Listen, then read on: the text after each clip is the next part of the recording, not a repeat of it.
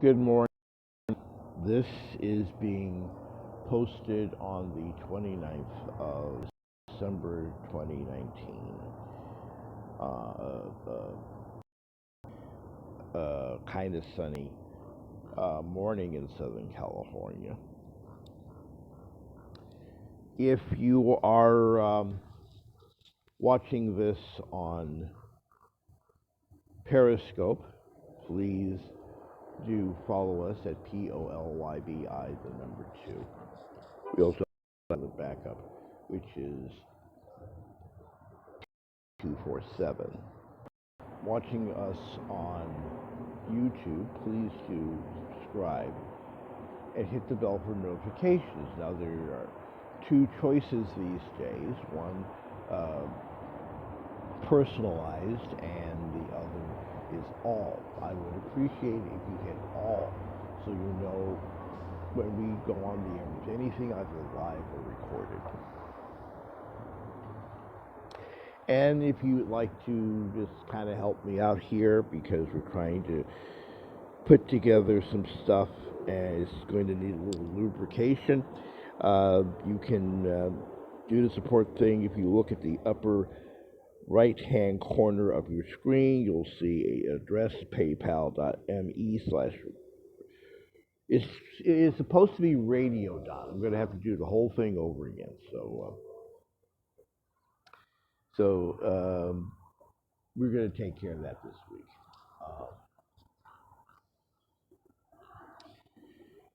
But again, it is as a matter of fact, let me see if I can do that here. Let me see if I can, I guess, no, I don't think so. I don't think I can do that, but it is. PayPal.me/RADIODON.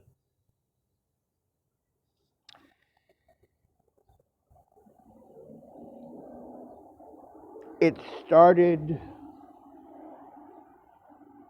I think it started on Thursday. I don't know if Thursday was, no, Friday.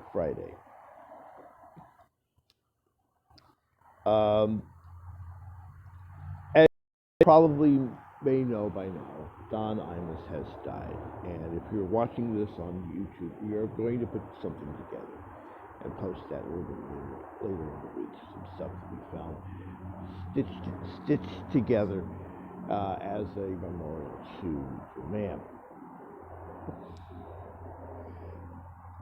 When I was working in radio, I had a friend who also was the person who hired me to the best radio job I ever had, who was also a fan of Don Imus, and through him I started listening to things like Reverend Billy Saul Hargis, which was basically a takeoff on all these radio preachers that seemed to be prevalent at the time. His base of operations was Del Rio, Texas, which also happened to be the base of operations for a certain Reverend Ike. He was talented and infuriating at the same time. And I knew that he said a few things that probably ruffled a lot of feathers, but he seemed to enjoy to ruffle a lot of feathers. Black people, as well as almost everybody else. By now, you know the story about the Rutgers team and what he said after the Rutgers team lost by 2 points. There are things I can say about this, but I kind of like being on YouTube myself and Periscope.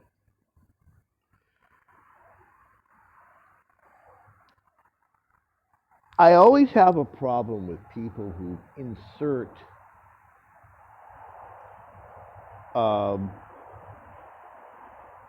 editorial opinion in their reporting. It is true that Don Imus was a very, very controversial person. And if you put in controversial radio personality Don Imus,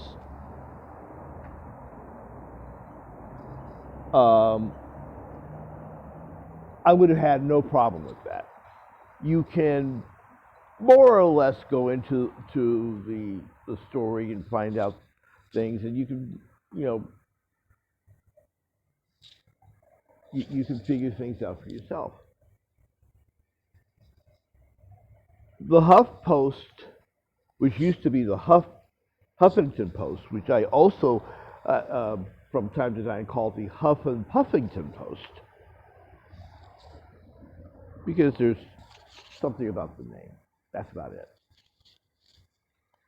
Posted that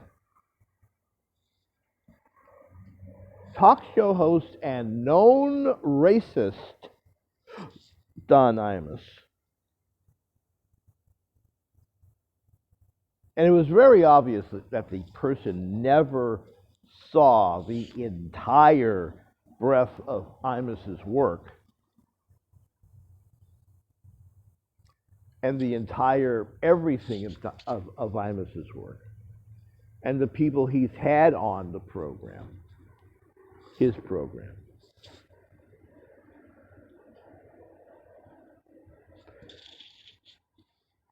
And they also had no understanding of the New York City market, which is incredibly rough and rowdy. And quite frankly, I've heard things that came out of New York radio. And what Don Imus said on that day was mild compared to some of the things I've heard coming out of New York radio. And that seemed to be the type of stuff that New York audiences wanted. It's all about ratings, yes, and the reason why is because if you come in with some really sweet and all whatever it is, you're not going to last long in New York City. That's the problem, I guess, sometimes when you syndicate a program from one city to nationwide. You really have to find some way to transfer that New Yorkness or that Los Angeles feeling or whatever nationwide. Very few people have done that. My problem with whatever happened with Imus is that not only was there censorship involved, if you've known me for some time,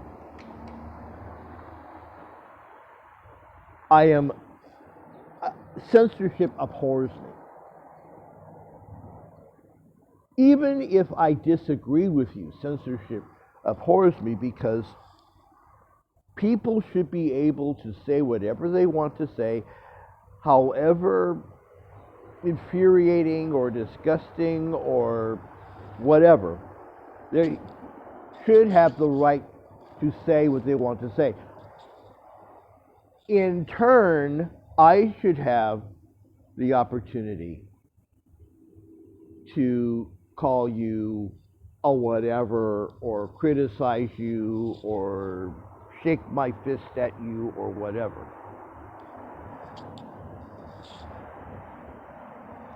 This is what I cannot stand about the cancel culture, and my feeling is that the cancel culture started with what happened with Imus. I say all that to go back to what happened on Friday, and I kind of said, racist? Question mark, really? Question mark. And I hashtagged it Screw Risen because the Huffington Post, a shadow of its former self, is no longer run and operated by Arianna Huffington, who pretty much elevated a daily newspaper online with the Huffington Post. and it was one of my favorite go-to places for news. Now it's so sad. I think the sadness of this came when we needed journalism to start looking at Donald Trump and the things that he was doing. The HuffPost decided to put all of their Donald Trump coverage in the entertainment section. And I've never forgiven them for that. Well, anyway, I put that up, and this person who is was my best friend in the whole world said, "Well, don't you think he was racist?" And I didn't read the thing, and I just said, "Yeah, I did," and I really didn't care. Really, it doesn't affect me, you know. It doesn't affect me. And yes, I'm African American, but it's like, when people say that word, it's the contract you sort of like signed when you came down to Earth. You are going to be black, and someone's going to call you a word which rhymes with Roy Rogers' horse. And that is about as graphic as I'm going to get on that particular piece of nomenclature.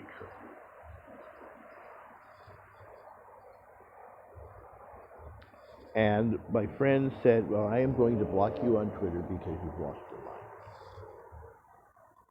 This is a person who I've poured out my entire soul. There are things I have not told you, at least on this channel, that I've told my friend. And she's blocking me because I said something that she thought was nuts. I say a lot of things that are nuts every single day.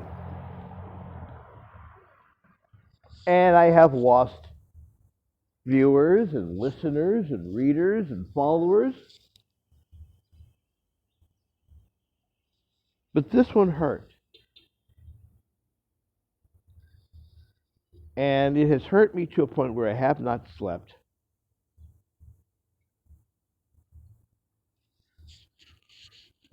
I have not slept Friday.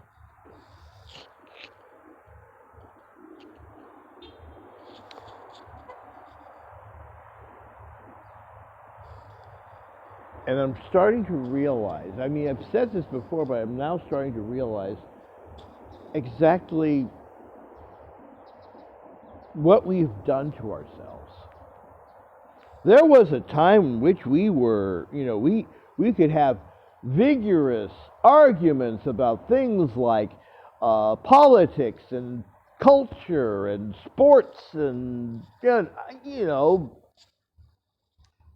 women and men and things like that. And now it's like every time you open up your civil war going on. And I'm tired of this.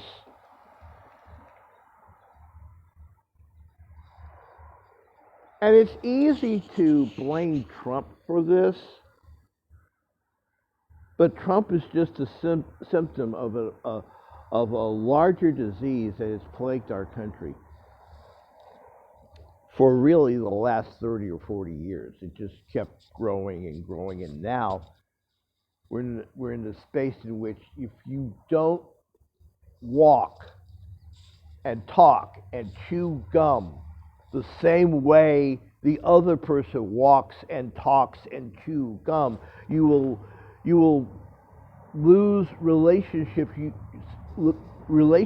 that you have formed for life. Think about this. Whether you are liberal or conservative, was this holiday season rough for you when somebody decided to come home and have family time, and somebody opens up their mouth about Trump or the Republican Party, or maybe if you're listening to this in the UK, Brexit, or any other things. We are so divided that it is almost impossible to even say anything. And I've come to this point in my life where I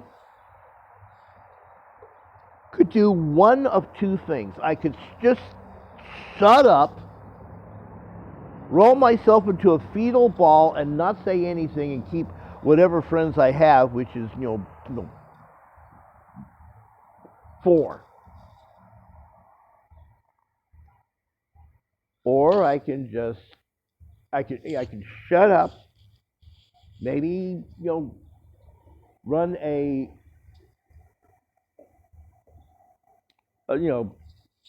bunch of cat videos on this channel, or I can say what I feel is the truth and lose every single friend I have.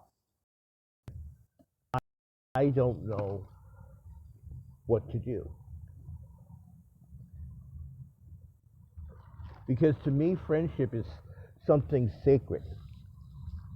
It is as sacred as some people would call marriage. As a matter of fact, to me, friendship is marriage. And you marry your best friend now, do you? You would marry your best friend. Because when you're married, that person becomes your best friend. So to me, marriage is sacred. I mean, yeah, marriage is sacred, so is friendship.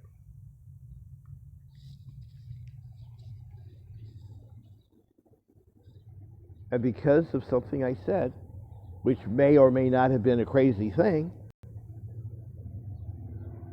I lost my best friend this weekend.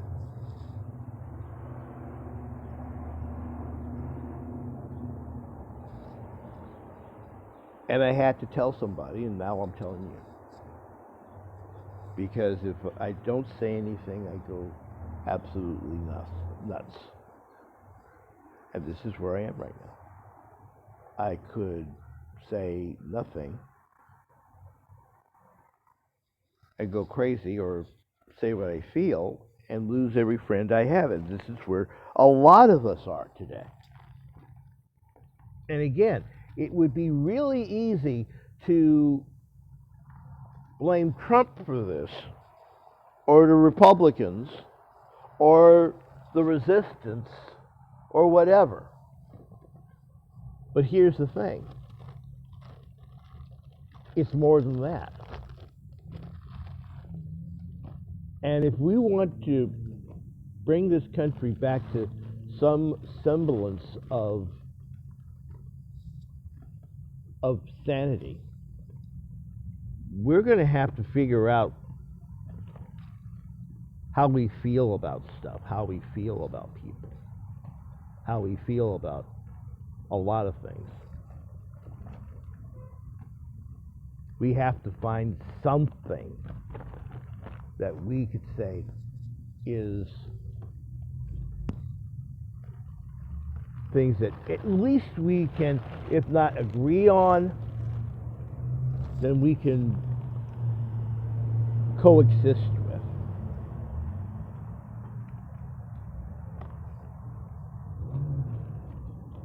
I lost my best friend this weekend. And it hurts. It hurts like freaking hell. And that's it. That's all I'm going to say here. Outside of the usual, subscribe.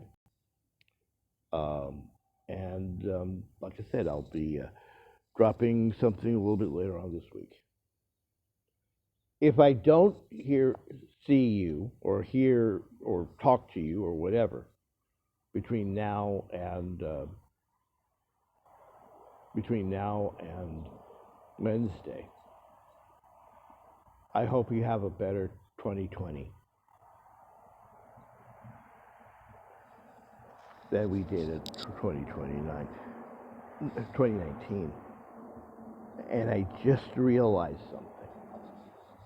You know, when you go when you are older, if you're a okay boomer like myself, you mark the decades. You talk about the 20s, the 30s, the 40s, the 50s, the 60s. We're now entering a new decade. We are now entering the 20s. And no one really cares about that. Maybe that's another thing we've lost. The importance of time. And I'll stop here because I'll probably keep talking, and it's amazing that you have stayed with this as long as you have, because my communication skills are not that great. But as I said, we will talk again. Happy New Year, and we'll talk to you soon.